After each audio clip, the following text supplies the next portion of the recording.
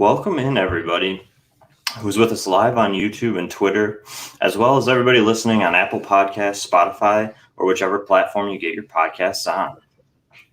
This is the Fantasy Football Playmakers. We are in affiliation with yardsperfantasy.com. Make sure you shoot on over and download the app.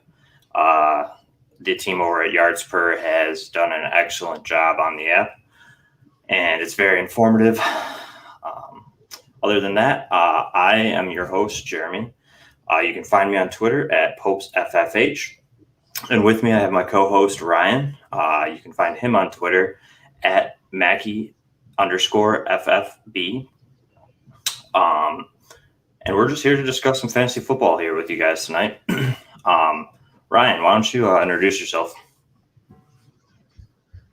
Yeah, like you said, you can find me at Mackie_FFB on Twitter. I've been doing dynasties for about 3 years now. I think it's my longest running league, and been doing redraft for about 10. Just started being a stat researcher for Yards Per.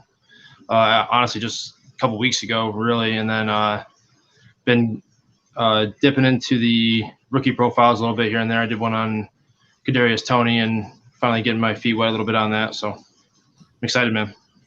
Yeah, I think Yards Per, we both met there. I think we're both fairly new to it. However, I think Yards Per's got some good stuff going on.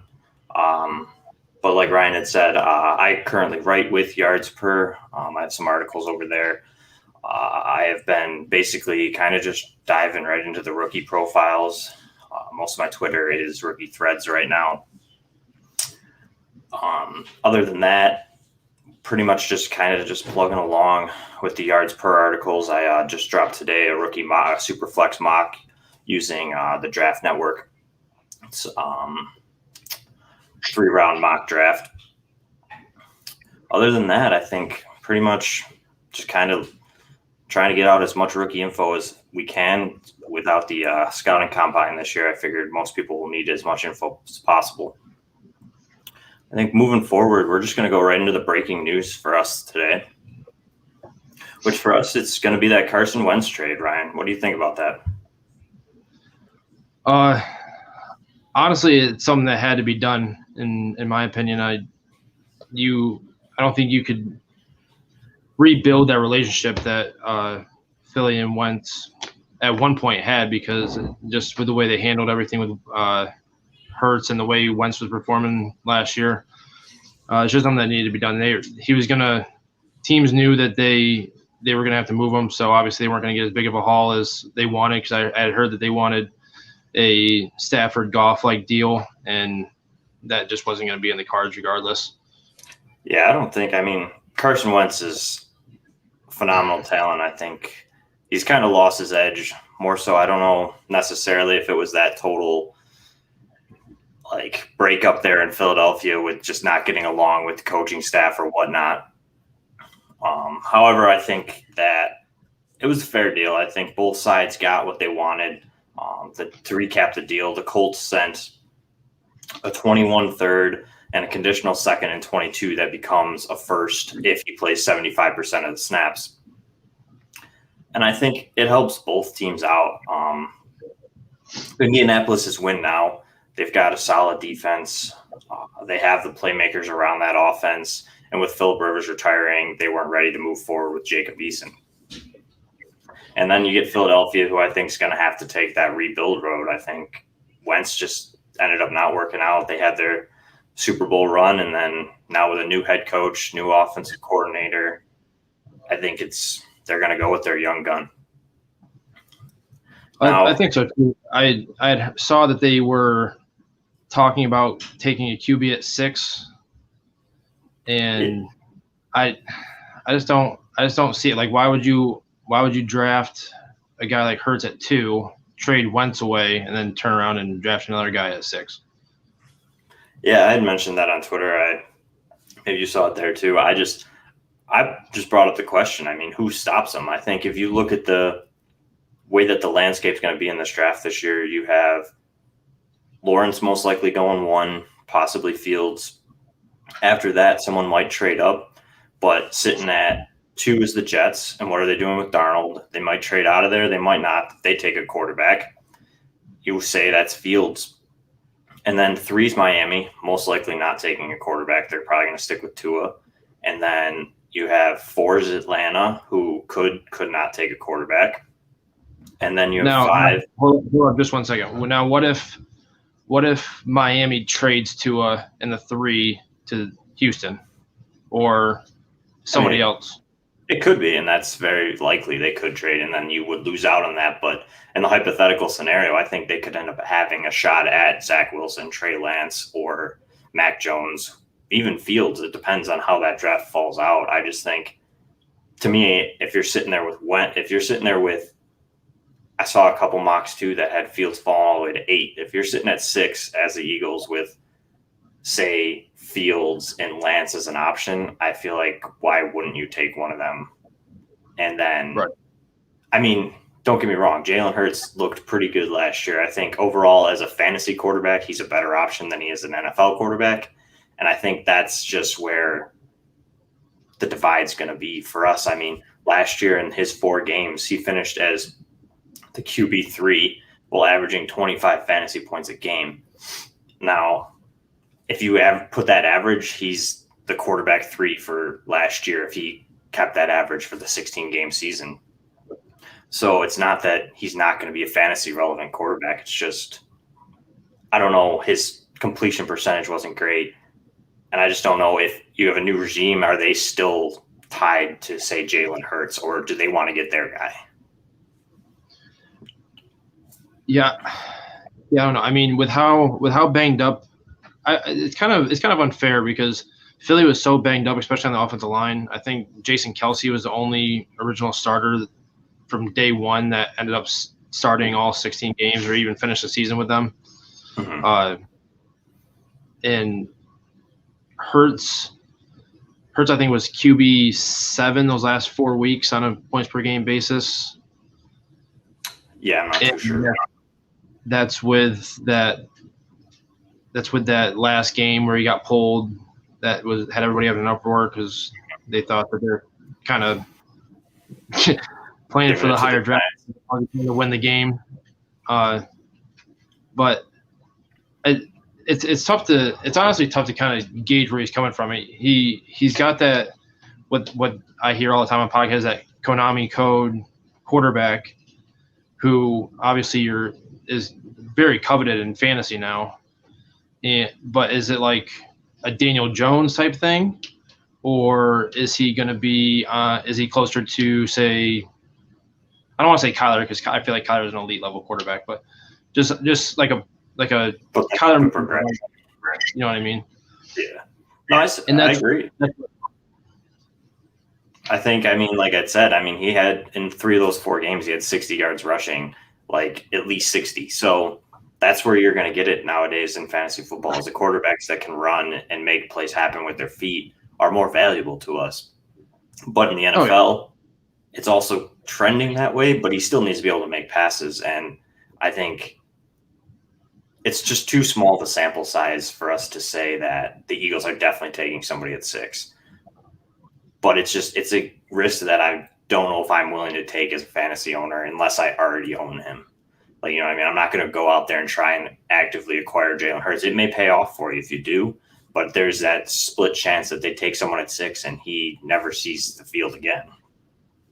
I think in Dynasty I'm willing to go acquire him, depending on his cost right now, because I know his cost right now is going to be ridiculously high because obviously Wentz just got moved. He's guaranteed to be the starter. I think once that news dies off a little bit, then I'd be willing to at least try to go acquire him, because in one QB redraft, like I'd rather have a guy like, I don't know. I'd honestly rather have a guy like Daniel Jones, where he's a late round draft pick and I can focus on other guys at more premium positions. Yeah, but for Dynasty, it's kind of hard to find guys like that are effective unless you have rookie picks or you have one of the top startup picks. Yeah, no, I agree. And I've seen some startups that I believe I saw one super flex mock. Someone took them at 1-6 and someone took them in the second round. Like they were drafting right. They were drafting right when the trade happened and they took them in like the second or third round. Like that's, I mean, the second and third maybe, but where they were taking him at 1.6, that's, I mean, it could pay off. I mean, like I said, his points per game, if you would have projected that across the season, he would have been the QB3 this year. So, I mean, I don't know. It's tough, but they're going to upgrade at wide receiver. Their offensive line has to play better because they can't play too much worse. PFF still had them graded at 19th, which I honestly don't know how. Whoever their offensive line coach is a miracle worker, because I find that just incredible that they're 19th. But so I feel like that is working in their favor. But at the same time, you also have defenses getting tape on Hurts now. And you saw a guy like Justin Herbert, who came off super hot to start the year. And not that he cooled down dramatically, but he did cool off after teams started to get a little bit of tape on him, started to realize what his tendencies were, what he was doing. So Herbert was still a top, 8, 10 quarterback, and he's not nearly the rusher that Hurts is. So I have no reluctance to say that Hurts could be a top 12, 8 quarterback, especially with his legs. And like you said, his floor for rushing is probably 30, 40 yards a game on a full season slate. So, I mean, that alone, he had 3 rushing touchdowns as well in those 4 games that he played. So, I mean, he's probably projecting it out as probably 8 or 9 throughout the season. So that right there, his floor is extremely high if he can stay healthy and play all 16. Yeah, and I'm interested to see what they do with the offensive, just the whole scheme in general. Where are they going to go? Are they going to they're going to lean heavy on Miles Sanders, or are they going to lean more on the passing game, or are they going to lean on Hurts' legs? So I think that's just Philadelphia in general is just kind of one of those interesting places to watch this year, I think, in the draft on who they draft at 6. Is it going to be like a Jamar Chase and they add a playmaker again, or is it going to be an offensive lineman to help protect Jalen Hurts? But why don't we go to the other side of that trade? How do you feel about Wentz in Indianapolis? For me, I think him reuniting with Reich might be one of the best things for his career. Yeah, I agree. He obviously had that MVP caliber season under Reich there in Philly, and I don't think that Reich would go make this deal if he didn't think that it would work.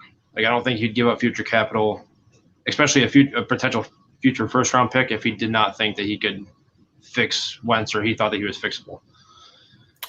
The question is, though, is he fixable? Is it that, not that is he fixable, but does he need to be fixed? I think when he was benched, he was a quarterback 11, averaging 19 fantasy points a game.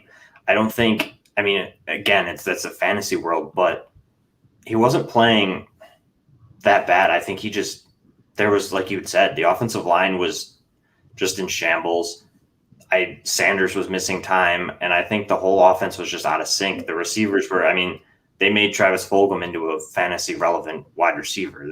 There was just nobody there, and I think Jalen Reagor struggled heavily this year.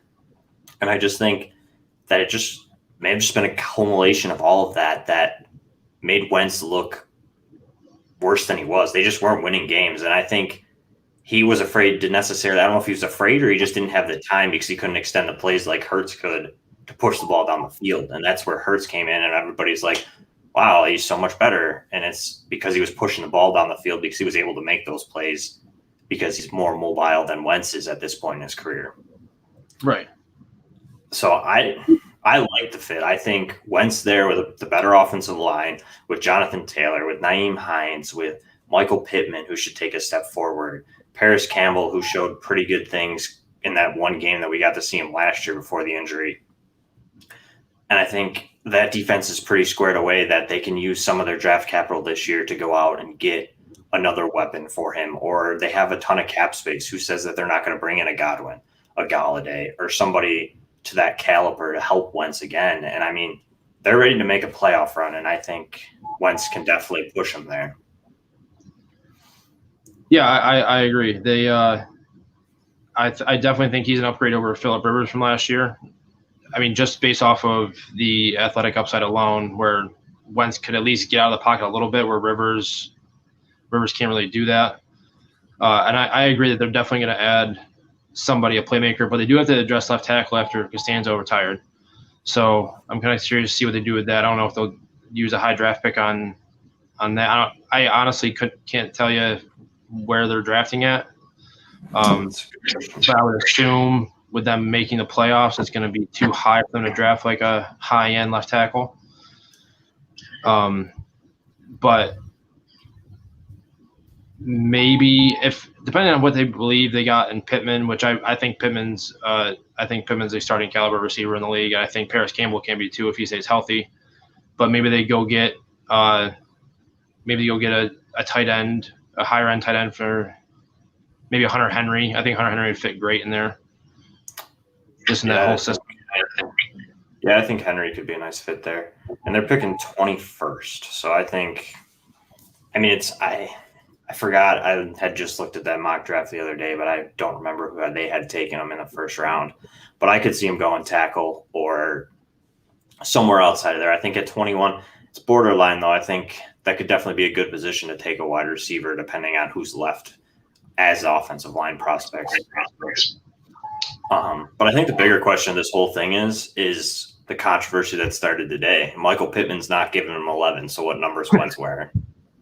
That's kind of crazy. A second-year player not giving his quarterback his number. I didn't see why. Do you know why Pittman's not giving him the number?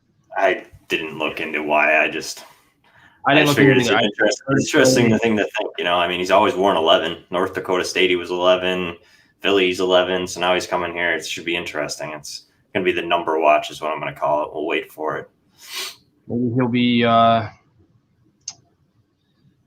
don't know. I don't even know what he would look good in. Yeah, right. I don't know. I think it's single digits. What if he goes with a single digit number? What number was Luck? Maybe he'll go with like 17. He'll take over Rivers' number again. Yeah, take Rivers' number. That'd be kind of messed up. The man just retired. Right. Anyways, let's move on here. Let's go to our running back showdown for the week. We got an interesting one here for us. We are going to go with who would you rather own, Josh Jacobs or Miles Sanders? This one for me was kind of tough at the beginning until I started diving into the numbers a little bit, and I think I'd definitely rather go with Sanders in both dynasty and redraft. I would definitely go with Sanders just because of his overall numbers. I mean, even though he played in less games,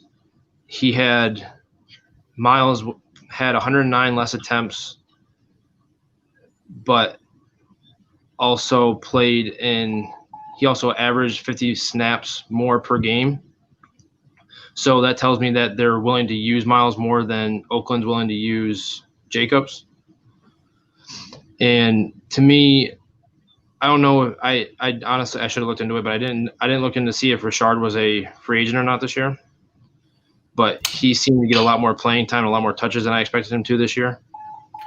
I believe Jalen Richard's still under contract. I think he signed last offseason. I think it was 1 or 2 year deal. But I think Devontae Booker was stealing a lot from Jacobs too. I agree with you, though, honestly. I thought it was going to be easy for me to go with the RB8 and Josh Jacobs. That's almost on the Twitter world is kind of relevant as like a workhorse running back. And if you really start looking at his numbers, he doesn't actually really get used. I mean, he only holds 59% of the rushing share, which is pretty much a majority, but he only had 200-yard rushing games this season for Josh Jacobs, which eerily enough, from the running back 8 to the running back 18 in Sanders, he also only had 2 100-yard rushing games. So once you really started looking at these numbers, they were really similar. And I was very surprised at honestly how similar they were, because if you break it down, like Miles Sanders had 7 double-digit fantasy point games. He also had 5 single-digit games, where then Josh Jacobs had 8 digit games with 6 single digit games. So it was almost like, because when I first saw Jacobs' numbers and I was looking at them before I went to Sanders, I was like, this is what I've always seen out of Josh Jacobs, and this is why I usually steer away from him, because he's too much of a boom or bust kind of guy. There's no rhyme or reason to what happens with Josh Jacobs. It's one game he has 30 points, and everybody's saying he's the dynasty RB1. But then the next week he runs and he gets 3 points. So for me, that's just something I steer away from in dynasty. I mean, you have to have a couple of those guys because, for example, Josh Jacobs is that top tier talent that will help you win championships. But for me, I prefer to sit in someone that's going to give me 15 points a game every single week, and I know I'm getting those 15 points versus 30 this week, but this week he also might have 0. So, but I think the big question for it is Miles Sanders going to see an uptick? I mean, you're getting Nick Sirianni, which is coming over from the Colts, and we know what the Colts have done for how many years, and it's been that run first, feed off the play action, and now is Miles Sanders going to become that workhorse where last year he only had 44% of the rushing shares. So is he going to get up into that 60 department? And if he does, I think that I agree with you where I would almost rather have Sanders because I think his upside is better. His single digit to double digit games were a lot closer. He was scoring like 9 points as a single digit, where Josh Jacobs had 6 and 3 and 2. And I just feel like the Raiders just don't, for some odd reason, the Raiders don't want to use Josh Jacobs. They literally only use him in the red zone. I mean, to me, I feel like Josh Jacobs is almost touchdown dependent. If you look in the games where he scored his 30-point or his 20-point game, he had multiple touchdowns. Right. So where I feel like Sanders almost is, it sounds weird, but I feel like he's less touchdown dependent because he scored less of them, which he obviously was only the RB18, but like his points were produced not using touchdowns. Do you know what I'm saying? So like he just didn't get the workload to be that top 12 running back, I think. Oh yeah, and he missed I think 3-4 games on top of that as well. Yeah, he only played 12 games. So I mean, he averaged 11 fantasy points a week over those 12 games. So I mean, they aren't great numbers. But again, I mean, we went back with the Wentz and the Jalen Hurts trade. I mean, the offensive line was in shambles, and that whole offensive line wasn't working. Like, the offense couldn't work. They couldn't pass the ball, and it was just a very predictable offense. And I think just a whole refresh and reboot of the offense will be a nice breath of fresh air for all of these skill players. But the only thing that concerns me with Sanders is Jalen Hurts, because he's not going to get like those dump off passes from Wentz. He's not going to get, I don't know how much they're going to use him in the passing game because now you have a mobile quarterback. I mean, do you think that that's going to hurt Sanders' ceiling, or where it would almost give you that edge to Jacobs? Because if Jacobs gets the passing downs, Derek Carr is not going to sprint for 20 yards.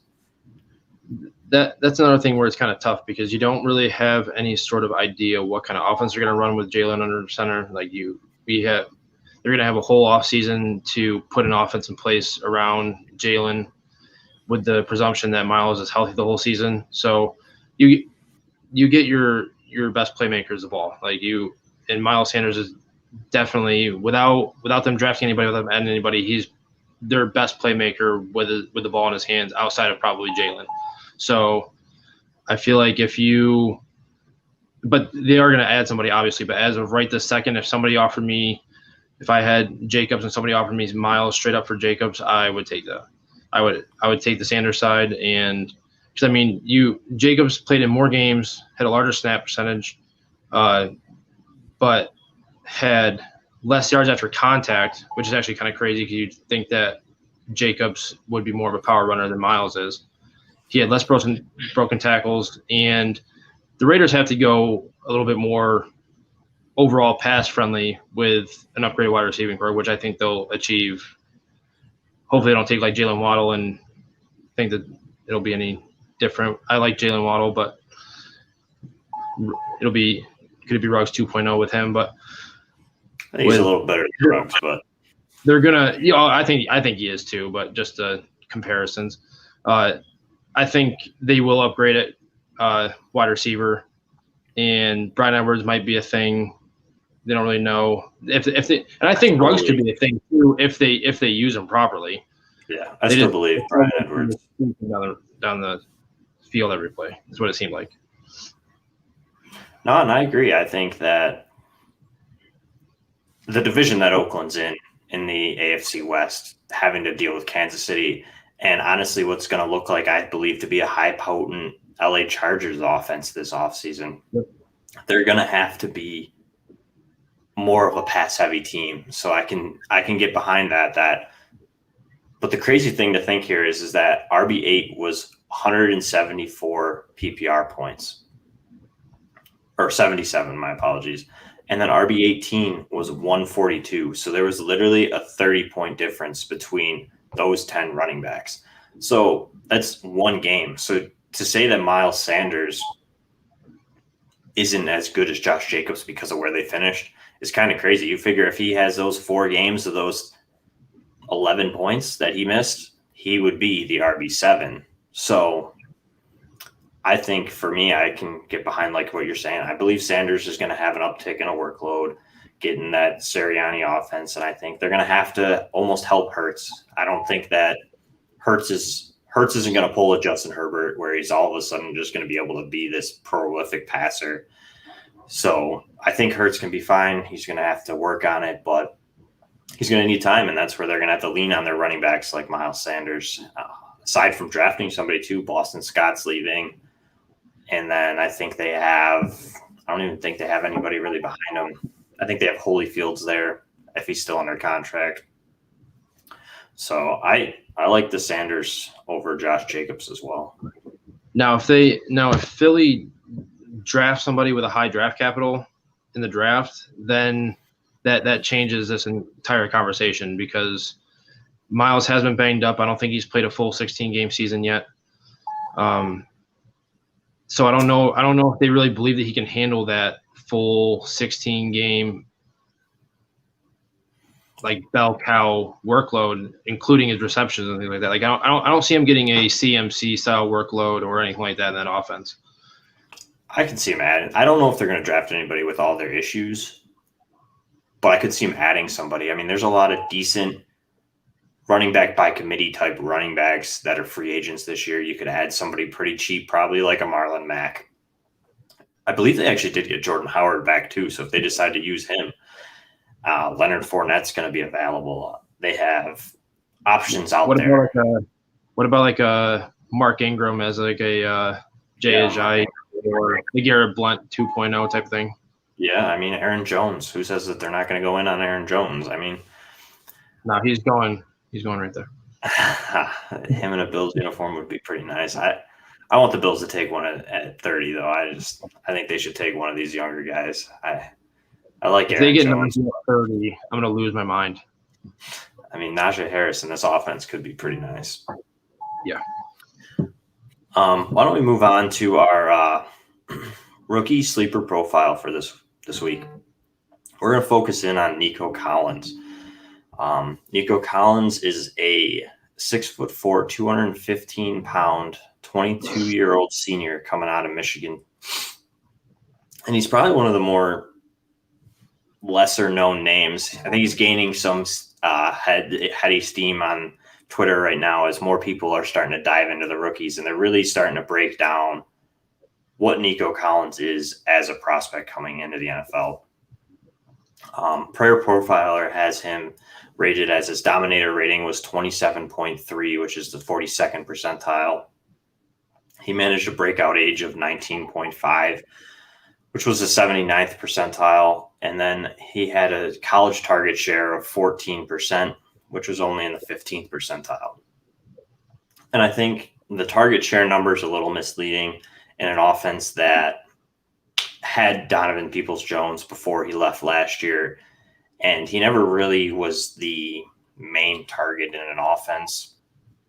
Also, it's a Michigan offense that's kind of been lacking at quarterback for many years. Yep. I think if you look at his numbers, they're ultimately not that impressive either.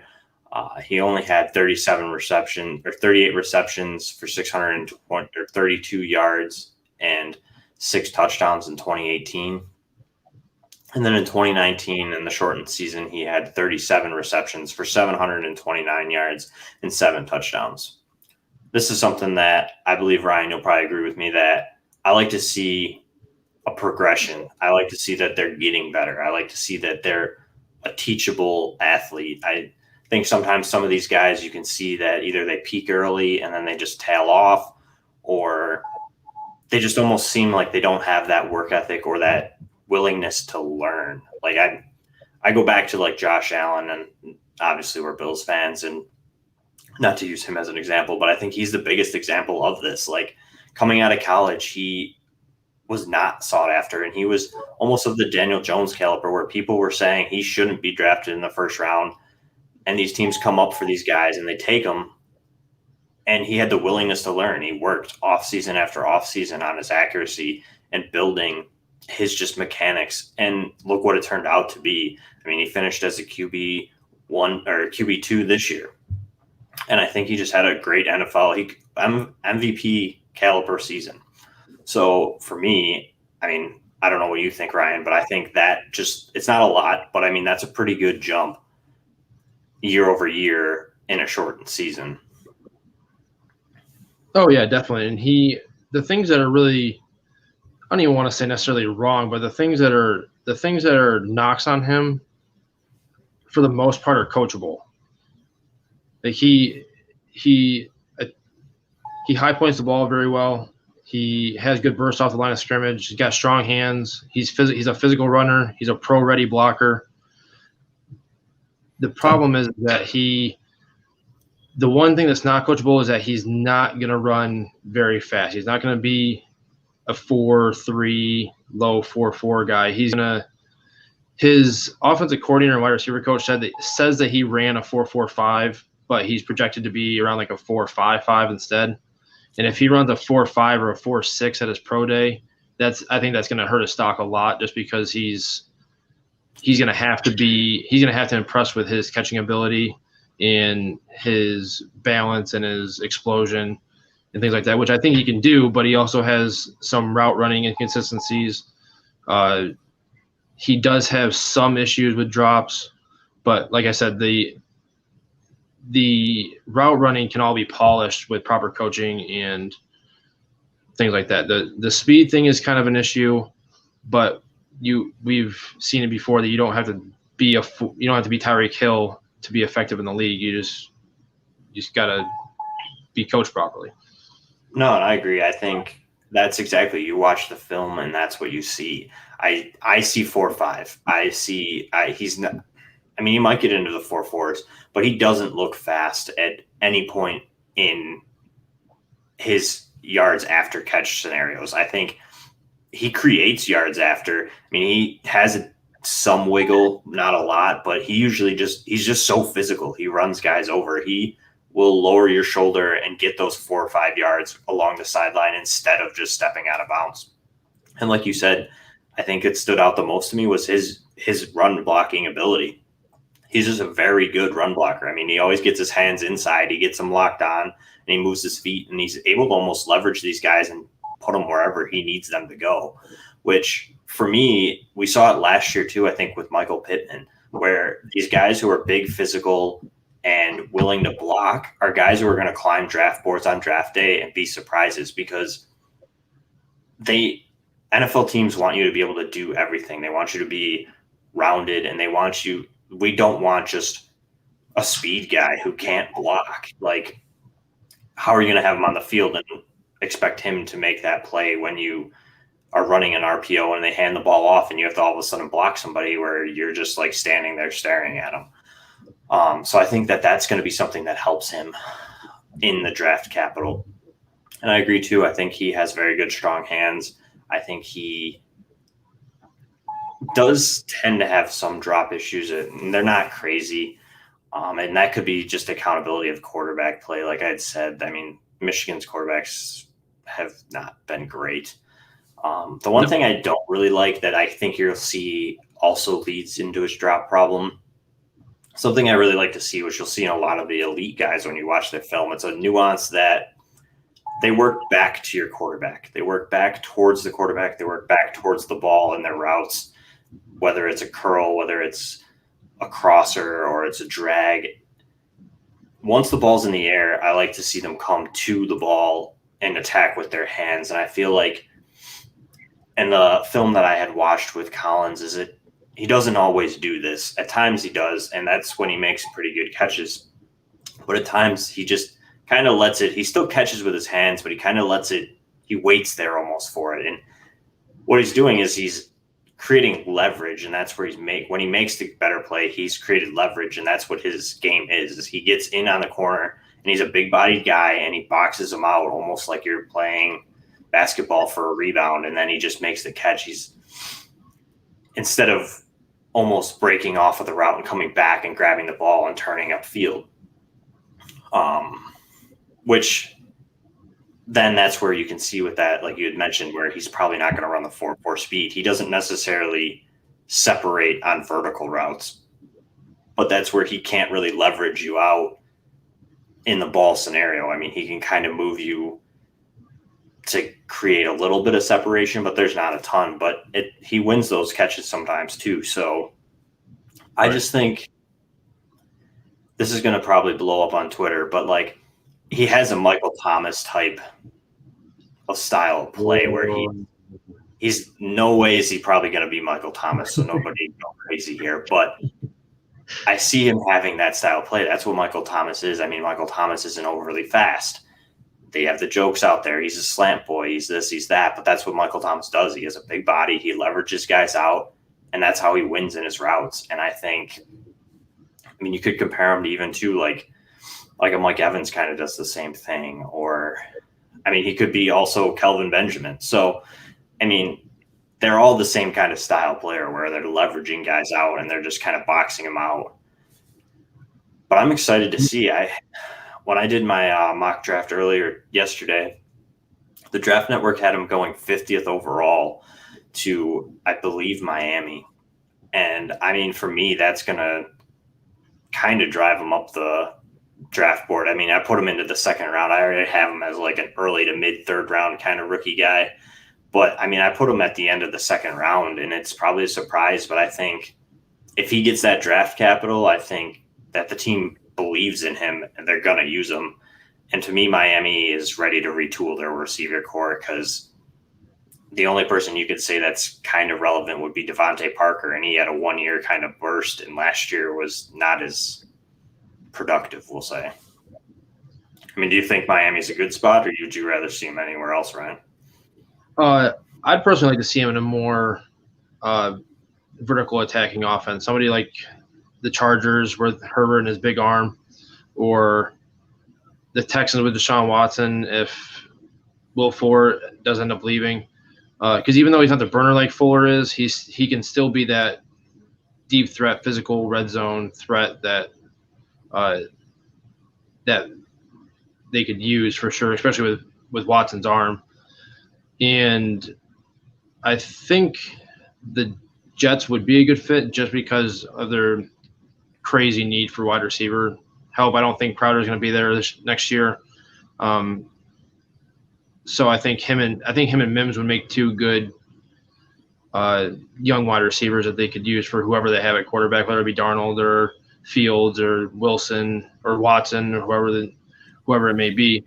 But another comp that I saw, we're gonna have like no subscribers after this because you had Michael Thomas. The other one that I had was a Allen Robinson light. Like he is a big body receiver. He's got good. Allen Robinson has much better hands, has much more consistent hands, but they both have big, strong hands, both contested catchers. Not going to kill you with speed, but are very physical receivers, and both had to deal with crappy quarterback play. So, yeah, I mean, I can kind of see that. I don't hate it. I think the tough thing too is with player comps, like you said, that we're not going to have any subscribers, but I just don't necessarily love player comps because of that. You tell someone that somebody's going to be Michael Thomas, and then when they turn out to be not Michael Thomas, but yet they're still a productive fantasy asset, they're like, well, what the hell? And it's like, for me, I try to steer away from comps. You'll see in all the rookie threads, if you check any of them out, that I don't really add a comp because every player is their own player. They all just have nuances that make them similar to guys, and sometimes the comps get a little carried away. But I don't know. I like Nico Collins. I think a lot of it, like you said, is going to be pro day dependent because he just didn't get the opportunities in that Michigan offense. How deep have you gotten into these rookies? Especially wide receivers. Like how deep have you gotten into this? I have all my receivers done for the top 50, but it's not 50 receivers. It's whoever. I don't know the exact number that's inside the top 50, but it's a decent amount. So would you rather have a Nico Collins or Seth Williams? Seth Williams. That's my opinion. I think Seth Williams is more athletic. I think that Nico's definitely a better blocker, and I think he's definitely maybe more reliable. But I think Seth Williams is more explosive, and I think he might even give you that 4.4 speed. He's just more of an explosive kind of athlete that I think has a higher ceiling than Nico Collins is. I think Nico Collins is like your safe floor kind of guy, and Seth Williams is that boom or bust. But I'm big on Seth Williams. I like Seth Williams a lot. Do you have your wide receiver rankings at all? Not in front of me, no. I mean, I have them in the top 50 over at yards per. You can check that out. That they're up to date to what I've done so far. The only one I haven't finished yet is Devontae Smith, which I'm finishing up now. Other than that, they're pretty close to set. I haven't done some of the later guys like Anthony Schwartz. I haven't gotten to yet. But a lot of those guys in that kind of range where Nico is kind of, they're all completed.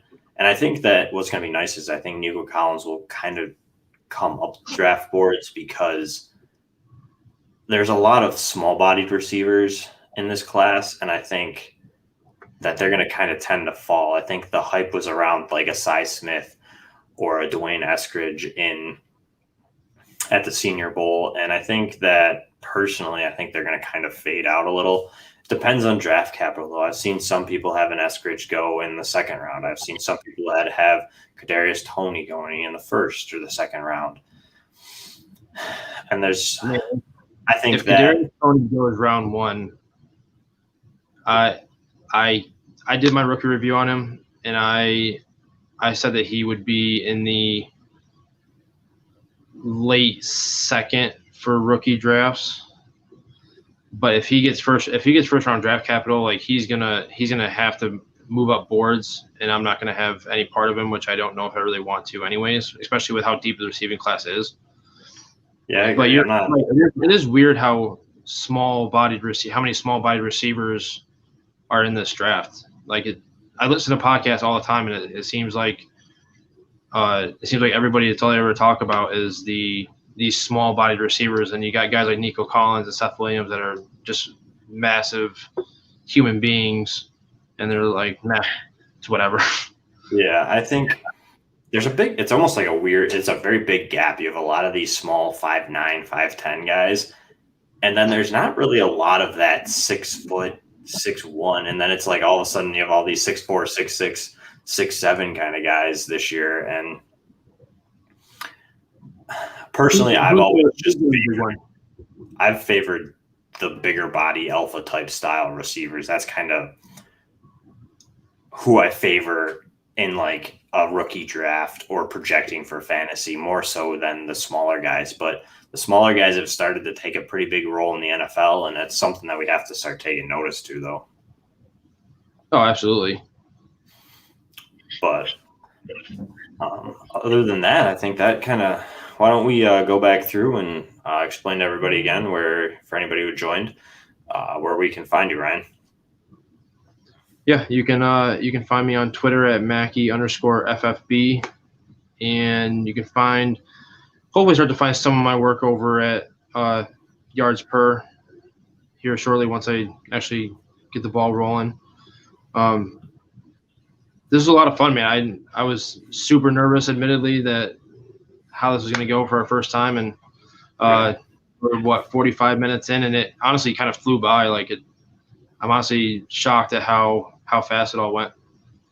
Yeah, I'll admit too. I mean, it's pretty nerve-wracking. Never necessarily hosting a podcast. I've been on a couple, but I think we did a pretty good job. To clean a little stuff, little nuances up here and there. But yeah, you can find me Popes FFH on Twitter. You can find some articles over at Yards Per. You can also find some work at the Dynasty Mafia. And other than that, I mean, get to your app stores and download the Yards Per app. We just released that, and it's a pretty good app, honestly. It's very easy to use. It's easy to navigate, and there's a lot of big things coming up on Yards Per. There's some pretty sweet team profiles in there that gives you pretty much every stat you can think of, and it breaks it down for every player on each team. It gives you the scheme, it gives you the head coaches, it gives you what their draft capital is this year. It's a really informative section on the Yards Per website. Definitely take a look, check it out. Yeah, I mean, they really killed it on that part. Yeah, for sure. Other than that, I think till next time, everybody stay safe and take care. See you guys. Thanks.